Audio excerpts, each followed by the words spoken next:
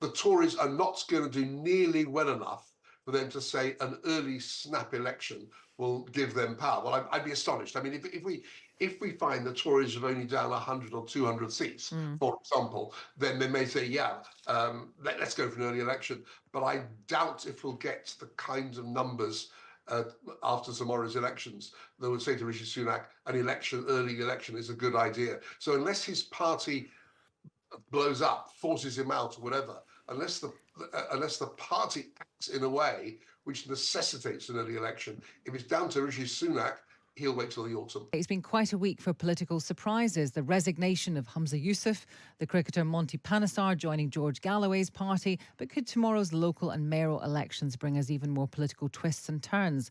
In a moment, we will speak to Peter Kellner, founder and former president of the polling company YouGov. First, let's speak to our political editor, Kate McCann. Good morning, Kate. Morning. Now, as always with these elections, all the parties are trying to manage expectations. I think that's probably fair to say and unsurprising. But what will you really be looking out in terms of results? Yeah, I think that's definitely fair to say. There is some expectation management going on from all sides, but there are some things that you can watch out for on Thursday and going over the next couple of days to give us an indication of where the main parties stand. And obviously, it's important to say from the off that you can't translate these results directly into a general election, but they can give us an indication of how things look. So there are around 900 council seats up for grabs this time around. And last time they were contested was in 2021, when the Tories were sort of getting a bit of a vaccine bounce. So it's fair to say it's a bit of a high point for the Conservatives. There are some predictions that the Tories, of those 900 council seats they're defending, they could lose 400 to 500 of them, which would be a fairly significant loss, and that Labour could be looking to gain around 200 to 250. So those are some numbers to look out for when we're talking about those particular councils. It's a test on the council side for both the Tories and for Labour, because for the Conservatives, obviously, there is an expectation that they will lose on a fairly large scale. But for the Labour Party, they've got to be wary of the fact that in previous election years, so when governments are about to change, when the government is about to change hands, the party that wins actually also does very well in the local elections beforehand, usually, if we look at some previous trends. So that's something to look out for Keir Starmer's party. They need to be doing quite well, and they need to be careful that they're not making losses to the Greens, where we expect that could happen in some areas. But really the easiest thing to look at on the night or across the next couple of days, because those results won't come in on Thursday, is the mayoral elections. And I think there's a sense that Labour will hold on to those key mayoral seats, Andy Burnham and others that they have already. But there is a real test for Rishi Sunak around Ben Houchen and Andy Street. I know you've talked about them a little bit already this morning. They are going for a third term. It's pretty difficult. It's a tall order, but there is a sense from polling that they could just do it, particularly Ben Houchen. He might be able to get over the line. There is an incumbent factor here. There's a sense that they are sort of, for some people, doing a good job. So if they hold on, that's a good night for Rishi Sunak. There are 3 new mayors, though. Interesting one for Labour. Could they take some of these new seats, particularly the East Midlands, and maybe even up in the north in York and North Yorkshire? There's a seat in the northeast, which is also very interesting, where Labour could be given a run for their money by an independent candidate. So lots to look out for there. What is all of this and the separate different outcomes that could result? What does that all mean for Rishi Sunak? What does it all mean for a general election? Yeah, I mean, every party will be looking to translate a message out of these local elections that they can use to G up their base, I suppose, if you like. So for the Conservatives, for Rishi Sunak, he really does need to hold on to those 2 mayors that I mentioned before. If he can do that, then there will be a sense that, okay, look, it's not all lost. But I also think on the flip side of that, it's problematic because both of those mayors have shied away from using Tory branding on their leaflets. And there is a feeling that if they do get re-elected, it will probably be because of the things that they've done and not because of a feeling of loyalty to the Conservative Party, which is a little bit tricky, perhaps. For Labour, they need to show momentum, as I mentioned before. There's also a question about reform. There's some areas in Plymouth, for example, I think Reform is standing around 13 candidates for council elections. They will want to show that they can translate some of the noise around reform into actual elected representatives. And the same for the Greens and the Lib Dems in certain areas of the country. If they can do that, then those parties can say, well, we could give the Tories and Labour a run for their money in a general, And as I say again, for Rishi Sunak, the much bigger question of his leadership over his party looms, depending on what happens on the night. Yes. Kate, thank you very much for that. That's Kate McCann. As I said, now let's speak to Peter Kellner, founder and former president of the polling company YouGov. Good morning to you. Morning. Now, the Conservative mayors of Teesside and the West Midlands could hold their seats. So how would we interpret that in terms of what that means for the Conservative Party, what it means for Rishi Sunak? There's something really interesting going on in these big mayoral contests. If you look at American politics, it's quite common for people to split their vote. They want a Democrat governor and a Republican president, or a Republican state governor and a Democratic president.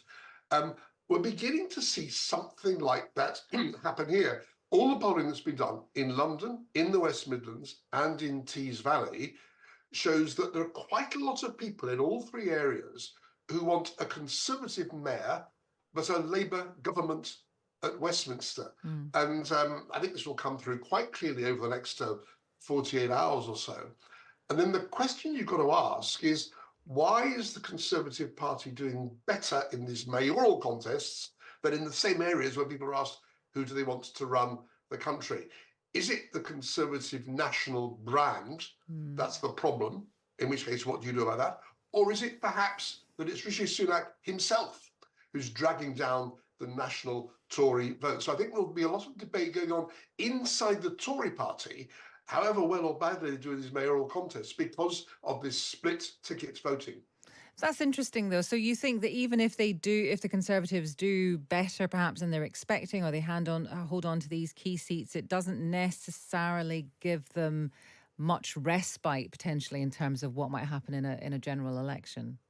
No, that's right, because in all three, London, West Midlands and Tees Valley, where pollsters have been asking both how would you vote for mayor and how would you vote for the government, when they're asked about the government, Labour has big leads in all three, more than 20-point leads in all three. But when you ask about mayor, either the Labour lead comes down, or in the West Midlands and Tees Valley, you've got a very, very close race, and it could go either way. It is a very systematic and consistent difference. What about the numbers then, your predictions in terms of the actual local elections themselves? What's a good number? What's a bad number? What do you predict? Well, I go along entirely with what Kate was saying a few moments ago, that sort of 400 losses is the sort of benchmark for the Tories. If they lose fewer than 400, they'll be relieved. If they lose well over 400 or 500, they'll be very disappointed. Labour hoping to pick up a couple of hundred seats. One thing about Labour, though, is that in some parts of the country, like Burnley, like Pendle, like Oxford, where they've been suffering from local Labour councillors leaving the party over the issue of Gaza. And it's possible that Labour will suffer in a handful of areas quite seriously because of that. So that won't have some effect on the aggregate national numbers. But if you're getting clear signs in some areas that Gaza is costing Labour, that will be a big worry to the party. And just finally, because a lot of people are obviously looking at the local elections very much this time in the context of the general election, do you think a smaller or a longer gap between local election and general election is better for Rishi Sunak? Well, Margaret Thatcher twice called elections straight after when they got the local election results. She saw the Tories doing well and called June elections, 1983 and 1987, and did very, very well in both. Theresa May, who called the 2017 election, she announced it before the local elections. We had the local elections, the Tories did incredibly well, 11-point lead effectively over Labour. And everybody thought, well, Theresa May's going to coast the victory. And of course, she lost the majority.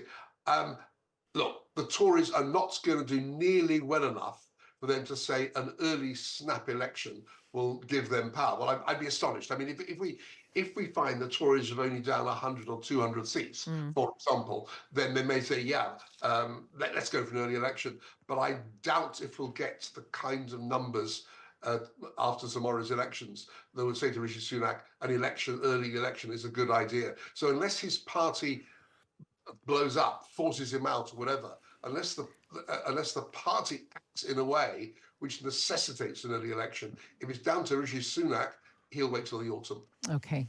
Very interesting. Peter, thank you. It's Peter Kellner, founder and former president of the polling company YouGov.